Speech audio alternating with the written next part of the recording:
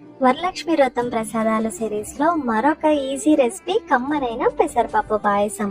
దీనికోసం first dry roast చేసుకున్న 3/4 cup పెసరపప్పు, 1/4 కప్ రైస్ రెండు కలిపి 1 కప్ తీసుకుని నీట్గా వాష్ చేసుకుని కనీసం 1 గంట సేపు నానబెట్టుకోవాలి. నానబెట్టుకునే టైం లేదు అంటే ఈ ప్రాసెస్ మొత్తం ప్రెషర్ కుక్కర్లో చేసుకున్న టైం సేవ్ అవుతుంది. నానబెట్టుకుంటే మాత్రం నేను చూపించే ప్రాసెస్ని ఫాలో అవ్వండి. 1 కప్ రైస్ పెసరపప్పుకి 3 కప్స్ వాటర్, 5 కప్స్ మిల్క్ పచ్చివైనా పర్వాలేదు, కాచినవైనా పర్వాలేదు. మీడియం ఫ్లేమ్లో మధ్యలో కలుపుకుంటూ కుక్ చేసుకోవాలి.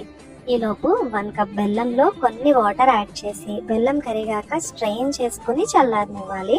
15 to 20 మినిట్స్ టైంలో రైస్ పెసరపప్పు మెత్తగా ఉడికిపోతాయి. ఇప్పుడు చల్లారిన బెల్లం సిరప్ వేసి 2 మినిట్స్ కుక్ చేసుకోవాలి. 1/2 టీ స్పూన్ ఇలాచీ పౌడర్, నేతిలో వేయించిన డ్రై ఫ్రూట్స్ వేసి మిక్స్ చేసుకుంటే కమ్మనైన పెసరపప్పు పాయసం రెడీ అయిపోతుంది. తప్పకుండా ట్రై చేయండి. అలానే మీకు ఏదైనా ప్రసాదం రెసిపీ కావాలి అన్నా do let me know in the comments.